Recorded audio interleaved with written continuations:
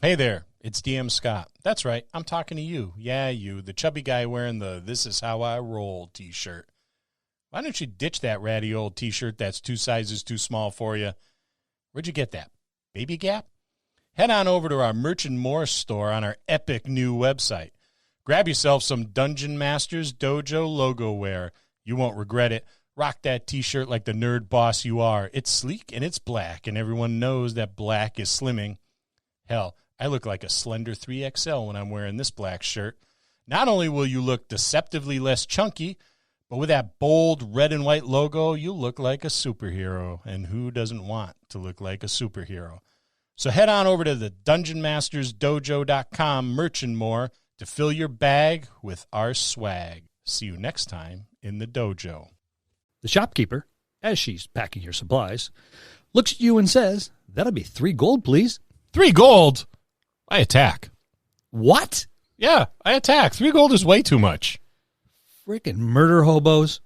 We're talking difficult players and how to deal with them this week on the Dungeon Masters Dojo.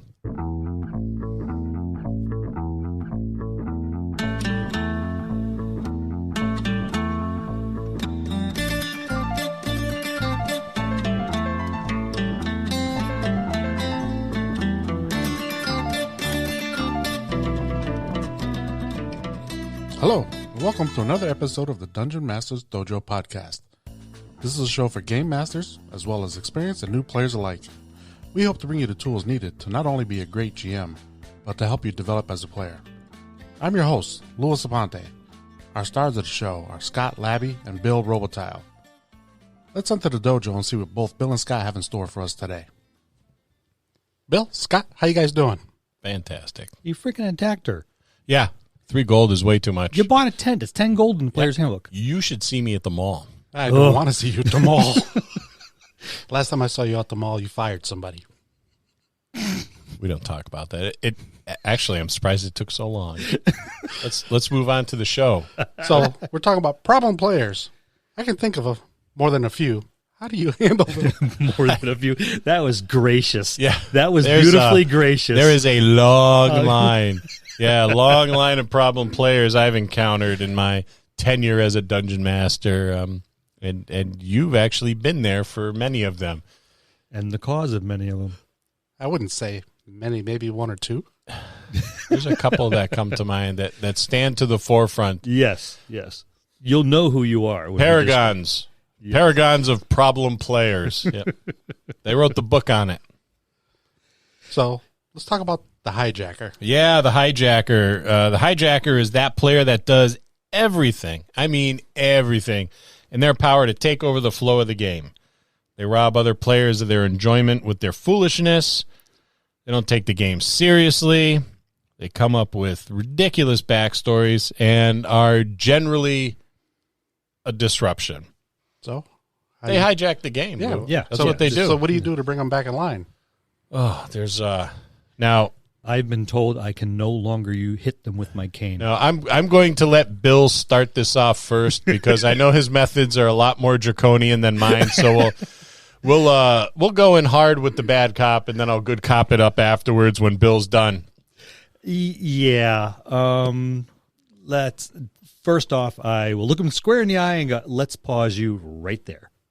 I don't take any shit. Yeah. Sorry, guys. Angry dad face. Yeah. I give him that disappointing look. Yep. You know, Belt's like, coming off. like when your grandfather looks at you when you said something really stupid, and he just kind of like looks over the brim of his glasses at you with that disappointing and that barely perceptible nod. It was back my and entire forth. childhood, Bill. Yeah, my entire childhood.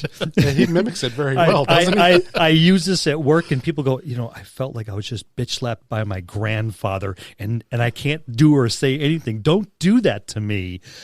Yeah, I'll pause him and go, pull him and say, hey, dude, you need to reel it in a little bit. If that doesn't work, let's say you say, what are you doing? This is what you're doing, and this is the circumstances that are going, that you're causing. Everyone needs a time at the table. All right. This is not the let's get up here and stare at me for 2-3 hours for the game session show. All right. Let's knock the shit off. Pardon my language. I will go to a gradient repercussion for the PC if that doesn't work. they're going to say or do something stupid. Very oftenly in character, I will allow that to happen and say, okay, that's what you did. If people act really, really idiotic at the mall or on the street, people are going to notice. And eventually someone in charge is going to notice, and they're going to come over and go, knock it off. Well, I remember that being one of your rules, whereas whatever you said at the table, if you didn't say out of character first, actually happened. Yes, and actually that will come up later on in one of these other ones that we're going to go over. But the first thing I usually do with the hijacker is use a gradient repercussions. And as they continue to do it, those repercussions are going to become more and more serious for the player character. At the end of the gaming session, or sometimes in the middle, if it becomes really, really problematic, I'm going to pull them aside and say, okay, knock it off. All right, this is what you're doing. I'm not going to put up with it. If you keep it up, I will excuse you from the game. It's as simple as that. It is. I'm pretty hardcore when it comes to a lot of when we go over the stuff we go over. He's right. I am very draconian. If my cane's within reach, you're getting hit with it. I don't take any crap at my table. I don't allow it, and I shut it down immediately, and usually with a semi-forceful hand. The hijacker can oftentimes get allies on board too when they're hijacking. It becomes bedlam. Mob mentality. Yeah. Mob mentality. Yeah. I'll usually start by pulling one of the more respected, I guess, players aside and going, "Hey man, can you help me kind of keep them on the straight and narrow? Can you kind of help rein them in and, get them back on task?" Sometimes that's all that is necessary, but other times, if it persists, you have to have those conversations. Sometimes I think it happens out of boredom. Yeah. They may be bored. They may not be getting what they really want out of the game. Maybe there's somebody that came in after you established a session 0. A lot of times with these problems, I think it might be an issue with bad habits that they developed at other tables. The only time we have ever really encountered these sort of problematic players is when we get new players in that aren't used to sitting at our gaming tables. Right. Yeah, we have a large group, very large group compared to some others, but they are all established. Everyone knows everyone else. Everyone knows their foibles. Several of them actually will have persona very close to what we're talking about this evening. But everyone knows how to deal with it. Not Lou, though. Lou is not a hijacker. Yeah, Lou is not a hijacker, yes. He has many things at the gaming table, but disruptive and problematic, he is not. Say that again with a straight face. But disruptive and problematic, he is not. He's never been a problem. Well, thank you, Scott. A problem, though. He's been entertaining as all hell, but he's never. I don't know. The disruptive thing is a little gray. Yeah. But that's one of our huge benefits, I think, Bill, is that we've got like 16 players that sit at our tables, and they could go from your table to my table and vice versa. Yep. And pretty much settle in, and we know what to expect from them. They know what to expect from us. Not every DM has that luxury that we have. Oh, by no means. And it's pretty luxurious, honestly, to have that. And I believe in the communication part. Explain to them, hey, it's what you're doing is making it difficult for the other players at the table to really enjoy the game, and that's not cool. And maybe they don't realize that they're doing it. Maybe it's just something they've done at the other table. Well, like I said, bad habit, and everyone else was just kind of sitting there quiet, and they're just like, all right, there's all this dead air. I'm going to run with it. Yeah, and that's what they do, And now they've gone to a table that actually has people that want to play, and there is no dead air, and they're still jumping up there. So. Yeah, whenever you have a Kender character show up at your gaming table, keep an eye on the Kender character, because usually that's the big excuse for I'm gonna mess with shit. I'm gonna be all your chaotic neutral Kender. Yes. Like, come on, dude. You see that at the table, you immediately pull that player aside and go, do not be doing a lot of foolishness to hijack the game, because I'm watching. Good call. Very good call. So I guess the next person we will talk about is the Lone Wolf. The Lone Wolf. That person that forgets that there's 4 more other people at the table, wander off and do their own thing, violate what's been classically the number 1 rule of table RPGs, and that's don't split the party. In fact, the definition of the word party escapes them altogether, and they do everything all by themselves and usually end up dead. Or getting everybody else close to dead. Yeah, when they come and try to save their Yeah. wandering butt. But yeah. Okay, so I guess I'm going first again. Why not? Yeah. Sure. You are the most experienced. Okay. And demeanor of the two. Okay, when they take off, that's definitely.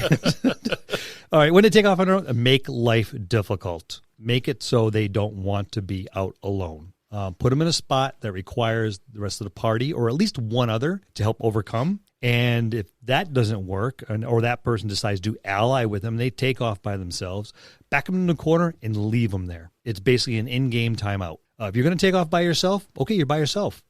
But I'm not running the entire table for you. I'm running for the majority. So if you take it by yourself and you fall into a pit and you're trying to get out, okay, what are you going to do? Oh, I'm going to yell. Okay, I'll let you know when that works. And I'll go back to the rest of the table and literally leave them there 15, 20 minutes of gameplay. And they're like, well, I'm sorry, you're in a pit right now. No one's heard you. We'll get back to you in a minute. Very real. Well, what am I supposed to do? You're supposed to stay with the party. Are you with the party?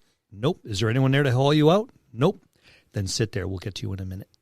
Yeah, don't pull your punches. You know, if you have a large encampment of goblins or whatever have you somewhere in the woods, and they decide to strike out on their own and happen upon it, don't pull your punches. I mean, this is your decision that you've made. If the dice dictate that you end up dead and on a spit, then so be it. You know, or if they want to be themselves, they want the highlight. Okay, draw out the agony, torture them. I'm not condoning killing everyone that runs off by themselves. Every once in a while, well, you know what the hello. That's the character. My name's Bill. My name's Yeah. Bill. Have we met?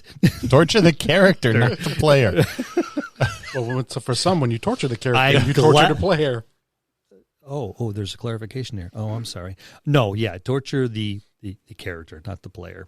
But yeah, there's going to be circumstances. And if a scenario or an encounter is set up for a party and they roam onto it by themselves, then guess what? You're dealing with it by yourself. It's called consequences. Yeah. Yes. And you're going to hear that word a lot during this particular segment.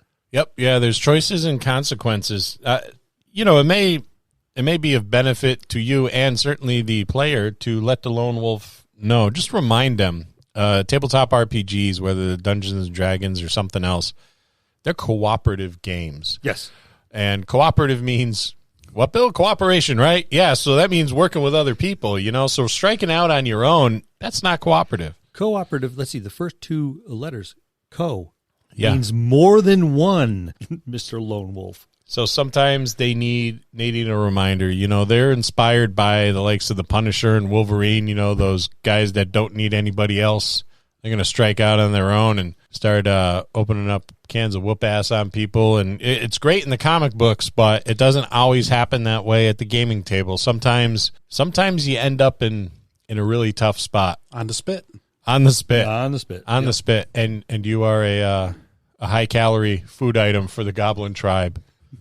Yummy. With sweet and sour sauce. So we're going to we'll go to our next one, the Power Gamer.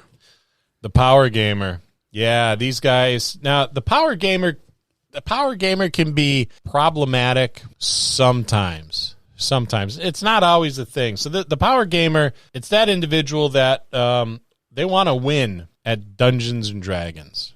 That's their aim. You know, they're going to win. They're statted out to the max. Sometimes a little suspiciously. Sometimes your power gamer's gonna look for that red tape or those loopholes. You know, they're gonna kind of fiddle around with them and go, well, they don't necessarily say I can't do this. Stack a few things that you really shouldn't or couldn't be stacked. They'll hoard magic items even when they know someone else needs it. They are directly in competition, not only with the DM, but with other players at the table. Cooperative gameplay kind of escapes them. They're in it for themselves. Yep. So they can be considered the lone wolf in a sense themselves. In a sense, yeah. But just I would say going with them. I won't say min-maxing, but just trying to use everything to their advantage. Yeah, and there's a lot of min-maxing with the well, your power gamer is most often your min-maxer as well. Yeah. Different potato. Right. Yeah. How do you deal with the power gamer, Bill? I set up circumstances that do not play to their strengths. So if they're statted up for strength, dex, and con, I will leave them puzzles. If they're the intellectual, then I will put a big bat against them. A lot of times there'll be spellcasters as well, but there's ways to get around that as well. Numbers is one way. Resistances are another. You're going to put them in a position that does not play to their strengths. It's like, okay, you can min max, or you can power you up on anywhere as you want, or they're going to be pulling out magic items that they don't know how to use, or will fail because they're in the wrong class, or there is no attunement. So there's a lot of different ways to they're going to hoard stuff, or that hoarded stuff doesn't work for them, or works at a lesser level where it's not going to be as effective as what they thought. And that's usually one of the easiest ways. And then again, if they're hoarding stuff, there's always a better thief than what the PCs have. There's a way to redistribute. So you wait till night, they hear a noise, have everyone roll your perception or whatever stat in that particular game that you need, your stealth, your notice, and someone else is going to make it, usually besides your power gamer. Have that person notice that they trip or they fall, or they roll a die. Okay, they tripped over one of the sleeping people. The stuff spills out on the game, on the ground. Well, there's all that magic item that he's been hoarding. Great way to redistribute. And we talked about the power gamer in a previous podcast on 5 play styles you may encounter at your table. He was called the min-maxer, but they're really interchangeable terms. It's only when they get out of control that I think really the DM has to step in. I don't know if you agree with that, Bill. No, I do. And your min-maxer is not necessarily going to get out of control. Your power gamer will. Yeah, that's a good way of putting it. Yeah, it's the it's the next level up. All right, my min-maxer has reached next level, or the next tier of powers, and now he's a power gamer. Yeah, they spun a cocoon at some point in time and came out a totally different thing. Your power gamer too may have come from a table where it was like a DM versus player type of environment. So you really had to like power game and min-max, and it was just something that was necessary for survival at the gaming table. If this is the case, I think all you really need to do is just explain to your power gamer that it's really not that type of table that you run. Right. And this behavior may stop, but if it doesn't, you may have to reach a compromise. And I think that's just, it may be as simple as throw little encounters in that really let them flex their power gamer muscles. It kind of satisfies their need for that, and usually I think they'll calm down. We have a power gamer at our table, and he's not disruptive. No. That is his play style, and I think he adds a great deal to the table, to the storyline, to the play, and it's nice to have him there. He doesn't push it to the level of problematic. No, never. He will skirt the edge a couple times. He'll dance on the razor's edge. Yeah. I've seen that before. Oh yeah. He's smart. He knows just what to do. Yeah. Yep. But if it's not disruptive, who cares? No harm, no foul. Absolutely. But again, he also knows that if he gets to that line, we'll reel him in. Bill will throw lasagna at him. Melted cheese and all. So we'll move on, and then we'll move on to the class clown. Oh, yeah. The class clown. It's that player that will take every moment to crack a joke, either in or out of character. Their intentions are most often good, wanting to lighten up the moment and enjoy the game just like everybody else. But their constant wisecracking can be a distraction to other people's ability to enjoy the game. All right, this is where, as Lou mentioned earlier, my trick that I use to rein this specific problem player is you said it, you did it. They will get carried away with their antics, and they're like, well, I'm going to walk up and slap the constable because I think he's got an ugly ass face. It's like, okay, sure. You were just witness slap. No, I didn't mean it in character. No, you said it. You did it. Yeah, I've been put on the spot before by Bill fooling around at the gaming table. I think we all have. Now deal with it. Not every NPC has a sense of humor. Nope. Nope. And the crotchety old man at the head of the table every once in a while does not either, especially when you're disrupting my scenario. Most often than not. So, yeah, my fallback on this particular one is, I use it a lot, but to rein in a lot of these guys. But this one specifically you said it, you did it. I think it's a good house rule. I like it. I've always enjoyed it. And you'd be surprised at how quickly some of the other problematic characters will turn around and go, oh. It definitely works. It does. It does. And, it'll happen a few times. Oh, okay. Yeah, okay, I'll deal with it. And again, I will use escalating circumstances to the point where I will almost never punish the player, but your PC is fair game on my table. And he will deal with escalating circumstances and repercussions to what you're doing. So you said it, you did it. A lot of times that will reel in your problem players. Yeah, I think too that sometimes these class clowns may come from a beer and pretzels type of game, which I love. I love a lighthearted beer and pretzels kind of game. It's fun, but not every game is like that. So having those conversations with them, hey, this isn't that kind of game that we're running right now. If that's really what you dig, we can certainly next go around the next campaign. We could do that sort of thing, or if you want to run the table, we could do that. And sometimes if you're running a lengthy campaign, we can go ahead and do a game session or two that is a little lighter. Yeah, a little breakup. Yeah, and that's okay. I think that giving them kind of a little bit of what they're looking for will help curb that behavior. Hopefully it will. A lot of times when I've done that, that's what's happened, and I've had to pull them aside and say, listen, in a couple weeks we'll do something a little more your speed, but you really gotta get in, be involved, and follow the scenario and stop cracking jokes. And sometimes they'll channel my inner Bill and be like, "That's what you said you're doing, so that's what's going to happen." And that does. I mean, that's kind of like, it's almost like taking your belt out, but it does. It works. It works real well. How about a break? You want to? I need to refresh my drink. I could use a refill on my refreshment. Yeah, and we need a word about our sponsor as well. We do. Yeah. We do. But it'll be a good time for it. All right, do your techie stuff, Lou. All right, we'll be back in a moment. Tech away.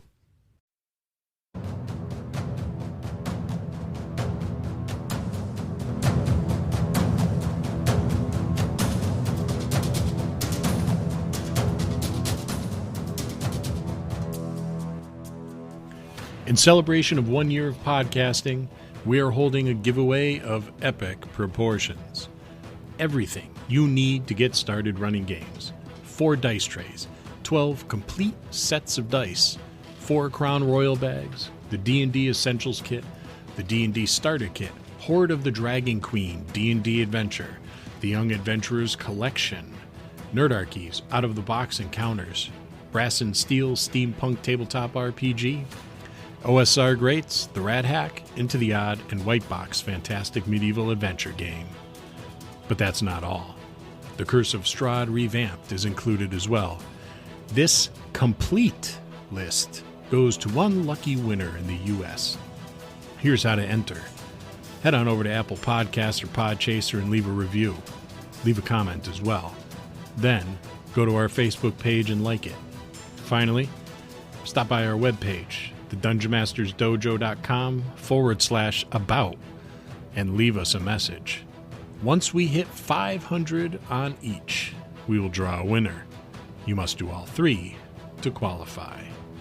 We'll see you next time in the dojo.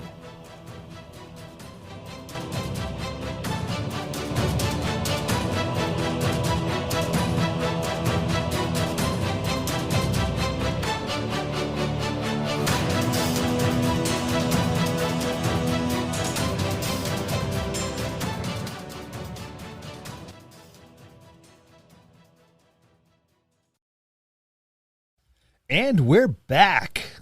Drinks full, pretzels at the ready. Let's move on to our next point.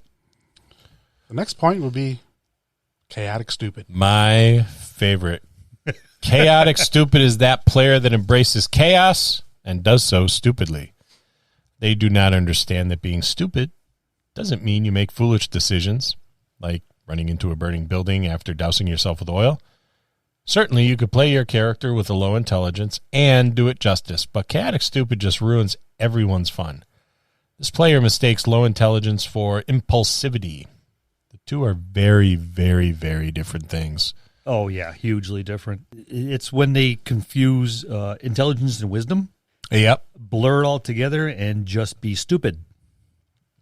So as a public service announcement, Bill, why don't you delineate between intelligence and wisdom? Okay. Intelligence is your ability to learn things and grasp the concept of the consequences of what you do. Wisdom is the retention of the things you have learned.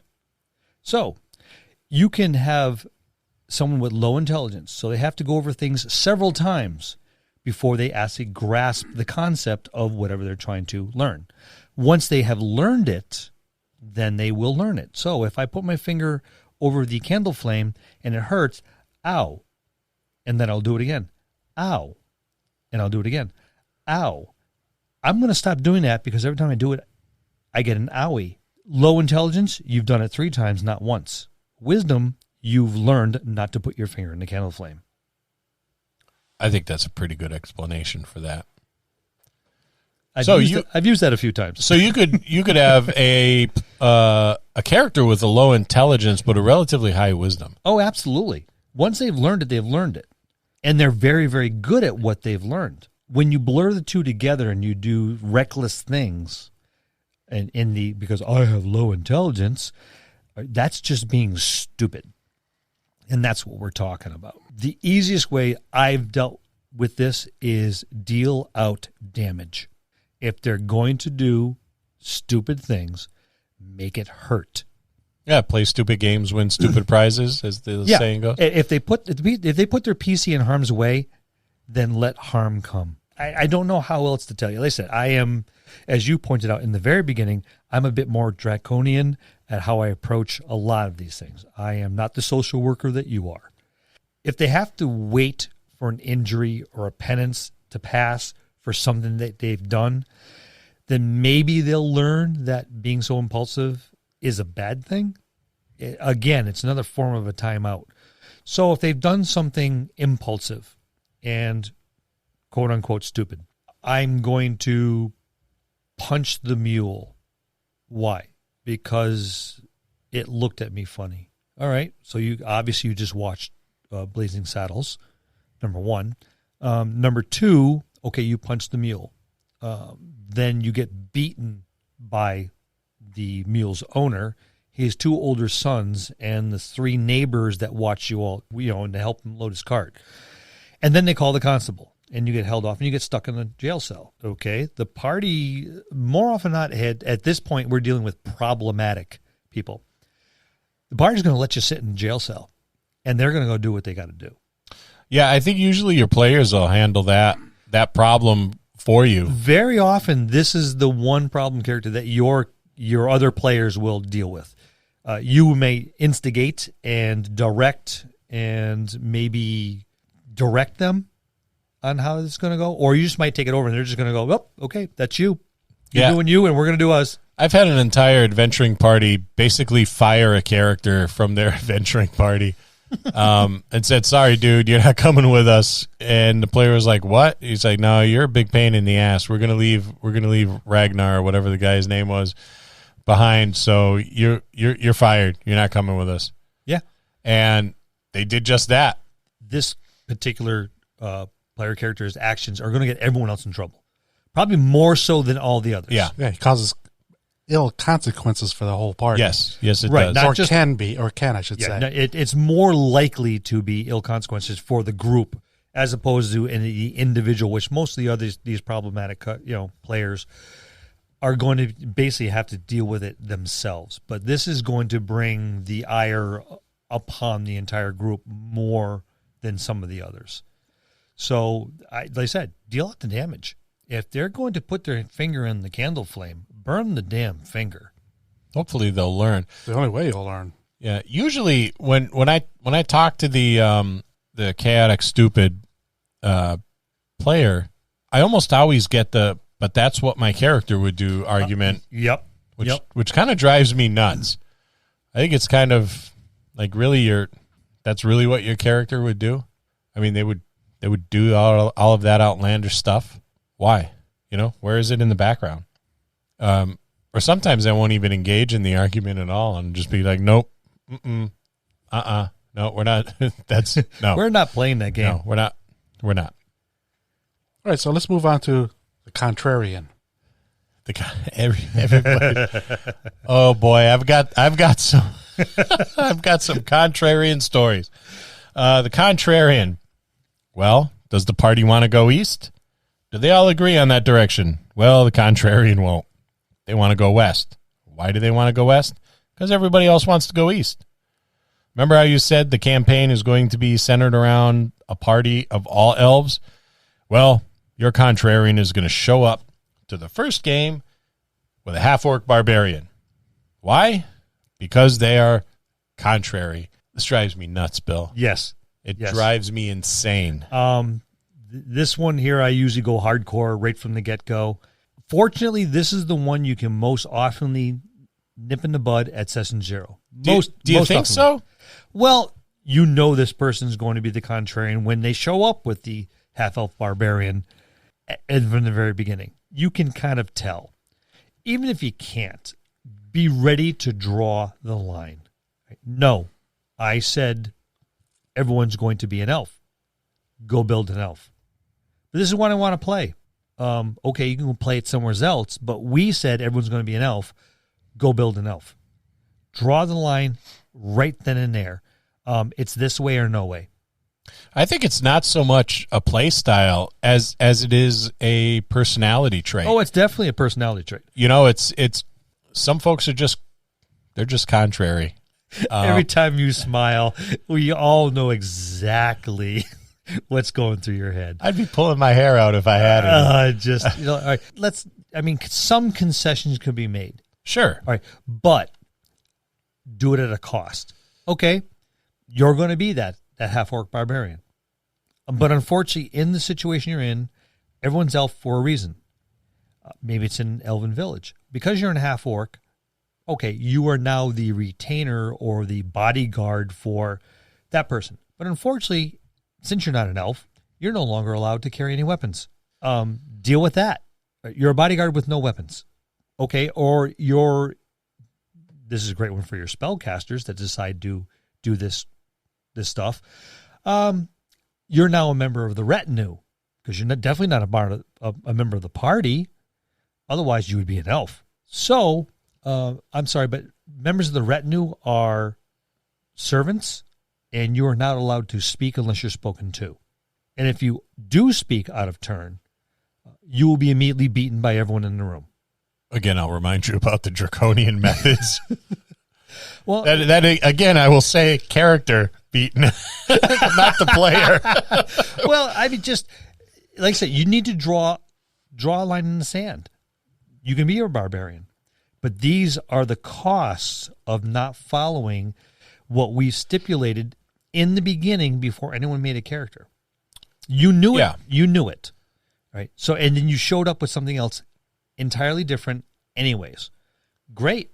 No problem. I will let you play that character. But these are the circumstances of your actions.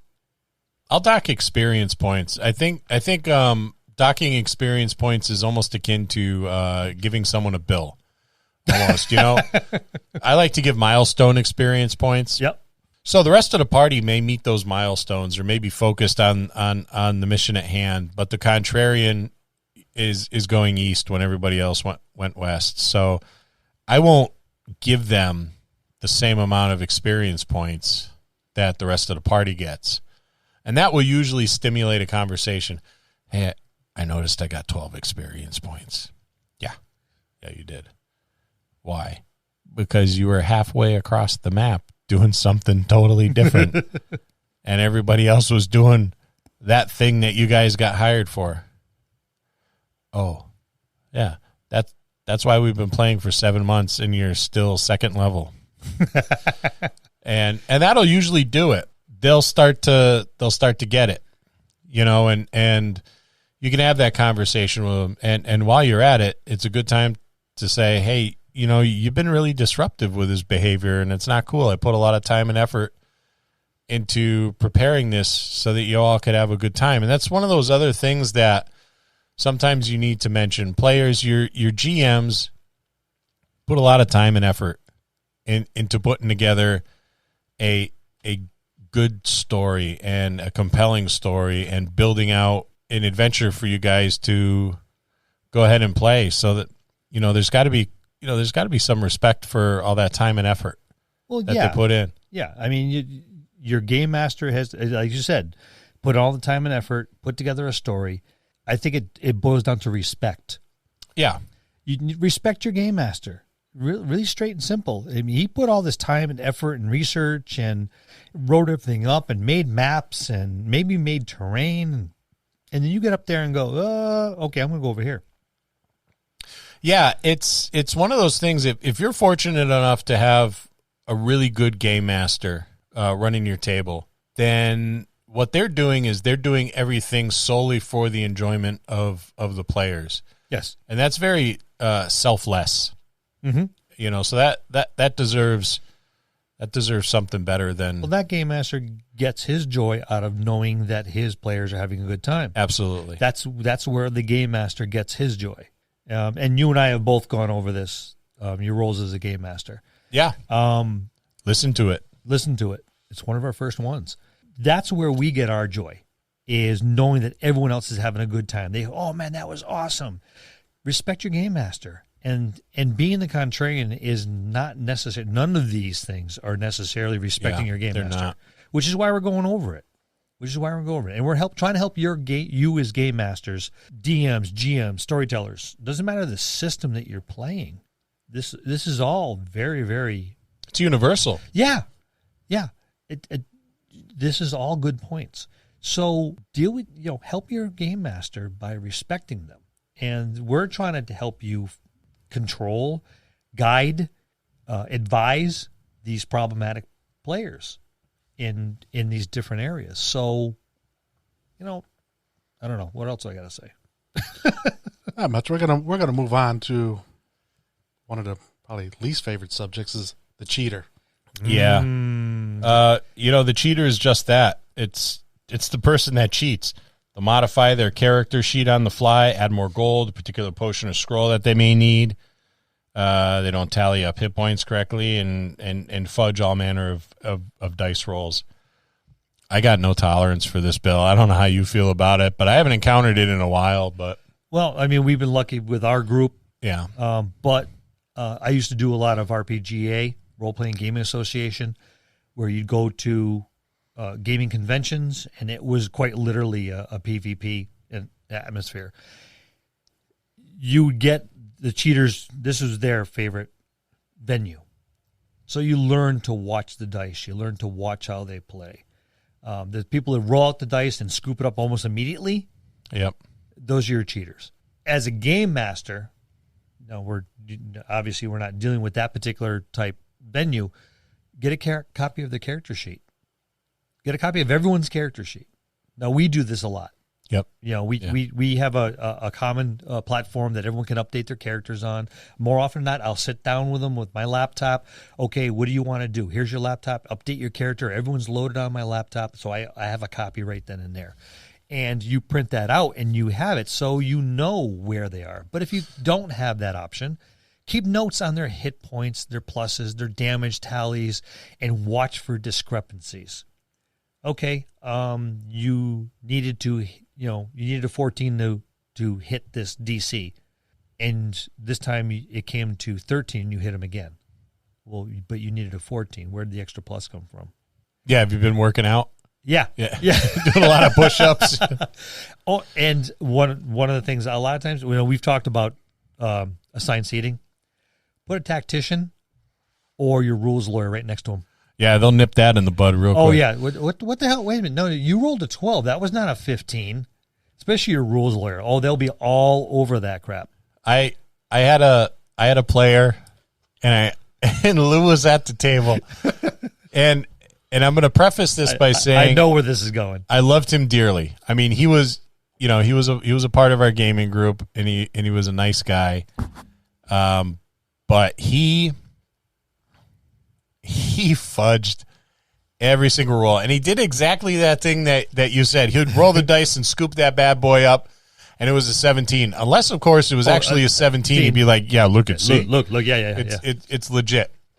So we gave him a I gave him a 20-sided. I found the biggest 20-sided die I could. About the size of a football. It was big. It was big. So he was sitting at the end of the gaming table, and we had like two or three banquet tables. We had a big setup in our buddy Chet's basement, and he was at the very end of the gaming table, rolling this gigantic die, and you couldn't you jiggle it around in your hand before you let it loose. He couldn't. You had to hold the thing with two hands, and you had to like roll it like like you roll a basketball to a toddler. And he could not fudge his rolls. Yep. He couldn't palm the die. It was too big. So it's like, you ain't picking that up. No, you got a 12. And guess why you have the monster die? Yeah, why you have training wheels on your dice. Because we know. Yeah, the cheater's a little tough. Invest in a big die. It's a big D20. It's going to come in handy. If you could get a massive set of dice, you may have to carry it around in a rucksack instead of a Crown Royal bag, but do it. It's well worth it. Now, I have called these people out and said, listen, you're picking up your die before anyone sees it. I didn't see that roll. Roll it again. Yep. What? No, but I rolled a 16. I didn't see a 16. I didn't see anything. The damn thing didn't stop moving before you picked it up. Or they roll before you even ask for a roll. Yes, they'll roll before you ask for a roll, and they go, "Oh, I didn't ask for a roll." And they'll save them up. Yep. Yeah, but I got 4 20s. Yeah, and they'll throw a low one in there. I got a 10. Yeah, it'll sit out in front of them for 5 minutes. Oh, I already rolled. This is my No, you thing. didn't. Yeah, an hour ago I did. I will make all rolls witnessed by someone next to them or by me. If I didn't see it roll, then the roll didn't count. I think it's always good to have some dialogue with the player too, because they may not necessarily be cheating. It may be a matter of they don't have a really good grasp on the rules, and that's different. Yeah, that's different. I'm going to disagree. I'm going to think it's more for a lot of people's an inferiority complex. Yes, thank you, Bill. You're welcome. One too many drinks. So I think that's what it is. Everybody does better than me. I need to up the ante and be equal with them.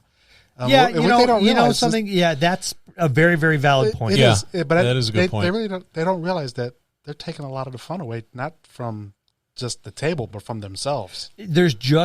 I can't say there's a lot of enjoyment in failed rolls. I was going to correct you. I was going to say, no, Bill, there is not just as much enjoyment. From someone whose dice habitually roll low, it's not just enjoyable. Well, see, I don't have to deal with that. So, but it is funny sometimes to see what happens when something goes wrong. It makes for an interesting outcome. It does if you have a good storyteller at the head of the table that takes that and rolls the consequence into something that is not necessarily deadly all the time. Or you fumbled, you fell. Okay, you went head first into the pile of horse crap. Yeah, something. Okay, I didn't I dropped my weapon. No, you didn't drop your weapon. You slipped, you fell, you went head first onto the ground. No, you still have your weapon. It's in your hand, but now you're prone, face first in a pile of horse crap. And you know what? Poop jokes, guys. Poop jokes comedic gold. Yes, comedic gold. Yeah, it's like the fart joke. You can never go wrong with poop jokes. Scott's been part of those for a long time. There's been a lot of headlong dives into piles of poop. You name it: bugbear poop, horse poop, donkey poop, dragon poop. Those are big. I'm gonna go the story even a little deeper, where we had our monk. Bill remembers this. Oh. We were fighting a giant, and the giant had turned around. Yes, and he said, "I'm going to punch the giant." And fumbled so bad his head went up the giant's ass. That's a bad day. That's a bad day. That's a bad day. And whose bad day is it? Both parties involved. Both parties involved. Yeah, because I'm sure the giant wasn't ready for that tactic. But the whole thing, the player, Marcus, yes, he enjoyed that scenario, that visual so much. It lasted. He talked about that the whole night. Oh, for weeks he was still laughing about it because that's only where something else can happen. Yeah, it's but really, I mean. I have very low tolerance for the cheater. It's like you're sucking the fun out of the game for everybody. Right. Everybody. And more for themselves. They just don't realize it. Especially for themselves, Lou. Right. Especially for themselves.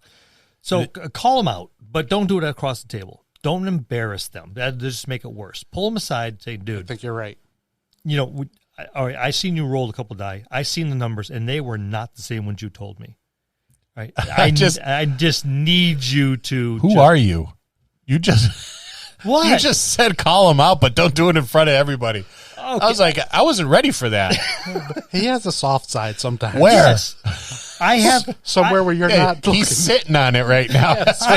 I have one feeling, okay, and every once in a while I dig it out of the box from under the bed. Let it see a little sunshine. Okay, so we're going to move on to probably one of the most, I would say, controversial topics, because everybody talks about this one a lot. Yep. The murder hobo. Yeah, the murder hobo solves all problems with violence. Even if it isn't a problem. Need a horse? Murder hobo will steal it and kill people too. Don't feel like paying for your meal at the tavern? The murder hobo will kill the tavern keeper and his wife and children and brother and nieces and nephews and will merrily go down the line slaying whoever he feels needs to be slain for a pint of ale. Lou brought something up that was really, really thought-provoking. Yes, it was. It caught us both off guard. Yeah, and so why don't from a player's perspective, having dabbled in a little murder hoboing yourself, from a player's perspective, share what with the audience what you shared with I think in a lot of cases, murder hobo or hoboing is the cause of the lack of consequence from the GM. A lot of GMs will just let it go on. It becomes almost contagious through the whole party. So if your GM or DM doesn't say anything this one time, now you got player 1 and player 2 doing the same thing.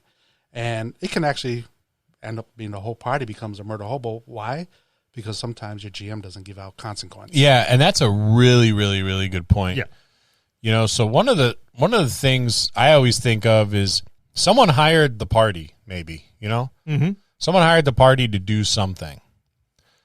So they're not the only adventuring party out there. So if you got all these adventurers just murder hoboing their way through the landscape, people are going to get fed up. And they're going to hire their own adventuring party to go murder hobo the murder hobos. Yes. And then you run into problems because maybe you will be up against a party that has a lot more experience and levels and stuff than your party. And, you know, it's time to pay the piper, so to speak. Yes. The easiest way, the one way I deal with it, you reap what you sow. I've mentioned in a previous episode that I had a single player that was doing the murder hobo bit and got caught and and the party was not happy with them. So he got caught, went to jail, got his stuff taken away, and got led to the gallows. And the executioner said, "Is there anyone that's going to speak for this person?" And no one in the party said a word. And this person was hung. They were killed. Public display. And the party, and he's like, "Well, I know you, and I know you, and I know you. I'll pay you back. I'll do this. I'll do this." And they all just sat there and smiled at him. Well, that's called just consequence sometimes. Yeah. You reap what you sow. Out of curiosity, though, before you go on, Bill, what's the damage on a hanging for GMs that might be curious out there? How'd you handle that? Did you just go and you're hung and dead? Well, it depends on what kind of hanging you're talking about, I would think. There's the long hanging and the short hanging. This is true. I didn't know that there were different varieties of hanging. Oh, yes. How grim. The long hanging? The long hanging is almost instantaneous. It's a snap of the neck. You're probably looking at 5d10 and then a save for strangulation. And the short hanging, I assume, is what, longer? It's 2d10 damage and repeated rolls for strangulation. Every round, and every round you drop by 1 or 2. So it becomes more and more difficult to survive it. But unless you can find a way out of it, you're still going to get hung.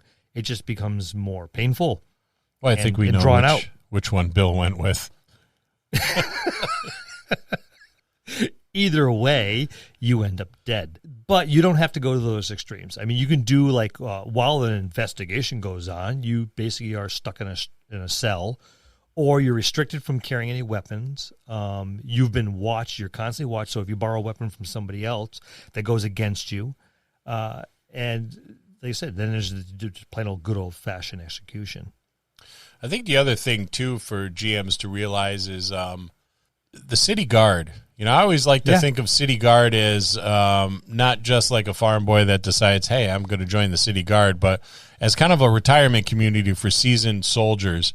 You know, so maybe you served in the military and you've been on more than a few campaigns, and then you decide before you collect your pension you're going to move out of the soldiering life and be a city guardsman until you get to that retirement age. So you're not necessarily running up against level 1 city guardsmen, but maybe level 7, level 8, level 9, people that have been seasoned. Thank you. I do that all the time with my city guard. There is always, I don't think there's much of my city guard that's anything less than level 3 in my city guard, anywhere you go. And it goes up from there. And you're right, level 6, level 7, there are very, very seasoned combatants in the city guard for exactly that reason.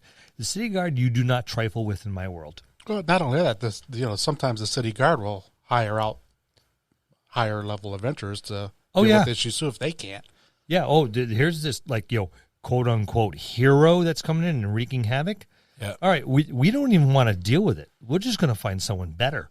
Yep. I got a couple buddies that were in special forces that are farmers now, so maybe I'll throw them like 15 gold each to go go whack these adventurers causing problems. And now you're dealing with they went through the demon wars and were generals. Yeah. And now they decided to retire because they were given all this land as a thank you for their service. And they're out there like doing potatoes and peppers. Okay, great. They're still like 12th, 13th, 14th level fighters. I'm sure they'd be happy with 40, 50 gold to deal with this issue. Yeah, and so keep that in mind. Your city guard don't have to be, slouches, and they shouldn't be, right? If you have a big enough city and someone's going to be there to guard it, then why would you have a bunch of level 1 people? Yeah, you wouldn't have just a bunch of teenage kids. No, the city guard or some 90-year-old dude. There's your city guard should not be trifled with. Oh, they should be, like you said, there should be a range of levels. Oh, there's a range of levels there, and they will reach up. And the sergeant may not necessarily be the best fighter there.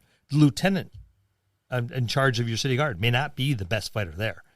It may be it's the a beat guy, cop, so to speak. Yeah, it's the guy over there that runs the crank for the portcullis. Yep. And then not only that, you got your new recruits wanting to prove themselves, so they're going to go out there at full steam as well. Yep. So, don't trifle with the city guard and drag their butts to jail and make them pay for their actions. Reap what you sow. Yeah. I have cut off many a finger and hand for actions that the murder hobo has done. Not mine. Characters, players. Characters. Not players. Again, not mine. Well, there's been a couple players that came close, but Scott has 9 digits. I have a sword Gollum collection. bit one off.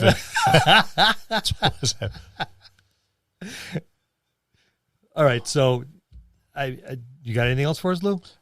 No, I think we'll just avoiding problems and problem players, and you guys pretty much went through everything. Well, there's a couple other things. All right, avoiding problems, avoid them before we even start. House rules. It's the best way to do it is House to avoid rules. them. House rules. Talk to them and explain what's going on, and what they're doing is a problem. All right, you set your house rules on session 0. This is what we're going to be doing. This is what is expected. You can notice these actions ahead of time. Tell them right now it's a problem, but be firm and don't rely on threats. You want to explain to them, despite everything I've said, don't rely on threats. Right? Everything I did was for a consequence. Explain that everyone is there to have fun, not just that one player. I think what also needs to be kept in mind, at least from the DM's side, pretty much this whole thing today was themed on consequence, if you really think about it. Absolutely. Yeah. And the DMs, especially for your murder hobos, they need to keep that in mind. Mm-hmm. Consequence is their responsibility. If they're not going to dish it out, then they shouldn't complain about what happens. Right. Yep. Right. If you're going to murder the poor woman on the general store because she charged you 3 gold for a 10 gold tent, Scott. Yeah, you are dragged to the ground by the other patrons of that business and hauled off to the constable. Okay, deal with it. It's just. It's just. I think setting the earlier you set those expectations, the better. Like even maybe before your session 0, but be like, hey, this is the kind of game I like to run. You know, when people are like, hey, here you play, can I sit on your table? Because I've noticed there seems to be a shortage of GMs. You know, we're kind of like the Tasmanian tigers, where you know maybe there's a couple of us out in the wild, but Fading away. yeah, for the most part, we're endangered or extinct. I'm using my stripes to hide amongst the rocks. Yeah, so having those people will approach you and be like, "Hey, I hear you." I've actually had people say that, "Hey, man, I hear you run a mean game of D&D," and I say, "Of course," but let them know what kind of GM you are. Yes. Kind of DM you are up front. You know, you're more than welcome, and I think everybody should be more than welcome at someone's table. Got to give everyone a chance. Yeah. Give them a chance to prove everybody themselves. That's how you learn. Yeah, Absolutely. Different play styles. And like we different said, everything. and almost every one of these different styles of problematic players, we've said, pull them aside and talk to them. well, Pull them aside and talk to I them. think with that said, all of these styles, at one point or another, somebody's going to go through them all because that's how they learn. Yes. When they first come onto the table, they don't know any If better. they're inexperienced, or like Scott has mentioned a Yep. number of times, they Yes. come from another table where this is the style that table has been Yeah. activated Yep. at, then there's other ways. Yeah, well, it's up to you guys and to the players to help curate all these new players, not to fall into these bad tropes. Absolutely. And I couldn't agree with you more. It's one of those things where I think if you want the hobby to go on, we're fortunate in that we're experiencing kind of like a renaissance in Dungeons and Dragons. It's Very much so. more mainstream than it's ever been. Well, I think it is because my daughter, she's, Dad, can we play D&D? I got some friends who want to play D&D. Really? Well, mainstream on a positive note. 'Cause Yeah. when Right, I yes. went through it mainstream, it was on a negative. Yeah. negative note. We were worshiping Satan Yes, yes. and boiling baby fat to make flying potions. Yes, Oh, you remember yes. that movie too, don't Ah, you? the satanic The panic. Warlock. Yes. Yep. I enjoyed that time. I did too. I That's I tormented people. For real, not just the player characters. he still does. All right. I mean, and if nothing else works, all right, it boils down to breaking up is hard to do. All right. When is it time to let the problem players go? Yeah. When shit just isn't going right. You know, and that's the worst part of it. It is. You've had these discussions and you've talked to them over and over again, and we've encountered that. We have. And fortunately the problem has kind of cured itself. And that was good because For us, yeah. yeah, when you look at it, it's like who's at your gaming table? Okay, Lou, I've been friends with him for the 30 some odd years, longer than I haven't been. Jared and all these other guys that have been my friends forever. When you have to break up with your D&D player, It's a breakup. it is. It's yeah. hard because it's a difficult conversation to have because that's your friend. You know, so how do you have that conversation? It's Well, very tricky. for you, it's easy. Just pretend it's an ex-wife. Or that you're firing your friend. Taking a beating. But yeah, it's not easy. It's not. I mean, sometimes it's just not a good fit. Plain and simple, it's just not a good fit. The person that came to your table, their personality, their ideology, the way they gameplay does not fit with your group. It's going to happen. It's going to happen. And I think that's the best way to say it, Bill, is that it's just not a good fit. And that doesn't mean, hey, you're a jerk, man, and we don't like you, but it's not a good fit. No, you need to be empathetic. Nope, but I think it happens on both ways. We had a couple players who came and said, "Oh, well, your table's not really a fit for me." But they they broke it up on their own. Yes. But we've been fortunate. Maybe we had one person where we said, "We really don't want you to come back." Yeah. Kind of, sort of, we left it open-ended. It was a mutual Yes. agreement. I mean, we've been but lucky with that. But yet you have to be. Sometimes you just have to do it. You pull them aside. You need to be empathetic, but you need to be firm. But when do you do it? At what point? I think after everybody at the table is in agreement. I wouldn't want to like break up with a player or fire a player, without first speaking to everybody at the table individually. Yes. Don't do it in mass. Do it individually. And I think you get a more honest opinion from people when it's individually, not because people are being dishonest, but just because nobody wants to look like a dick. Well, they're being influenced by the people around them. So what you're saying is take a consensus at a table, and if that one person doesn't fit and everybody agrees with it, then it's time to break up. So it's not or it shouldn't be, in most cases, I'll say, just the DMs. Right, and it shouldn't be. There's other players at the table. If the players at the table say, no, I can deal with it, then you as the game master, it's your responsibility to find a way around it. Try to remold them. That and accommodate, like I said, we mentioned earlier, accommodate their strengths, try to pull them back by not catering to their strengths. We've gone over a couple different varieties of ways of handling this, but if the consensus of the table is, it's just not going to work, then uninvite them. All right? Don't be an ass about it. Yeah. I mean, that's important. Be empathetic. Say, listen, right now, it's not a good fit. They might want to come back and prove themselves later on that they can play well with others. All right? So get the hell out. You're being an SOB. No one likes you. No one's ever going to like you. Go away. Yeah, do it before it gets to that point. Yeah, don't do that. Right? Yeah, exactly. Be preemptive. Do this beforehand and say, listen, right now it doesn't work. Maybe you need to go to another table. Go to another group. All right?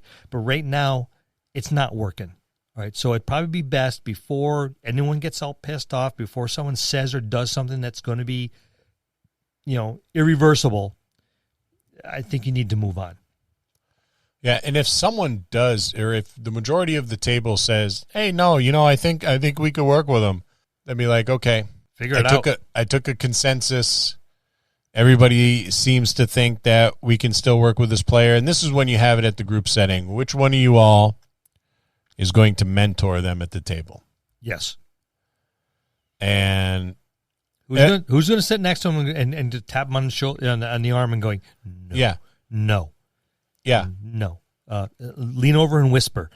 You need to leave your dice on the table so people can see it, or stop. Tone it down. Yeah, stop getting out there and this is not a stage. You are not a performer. Right. This is not a comedy show for you.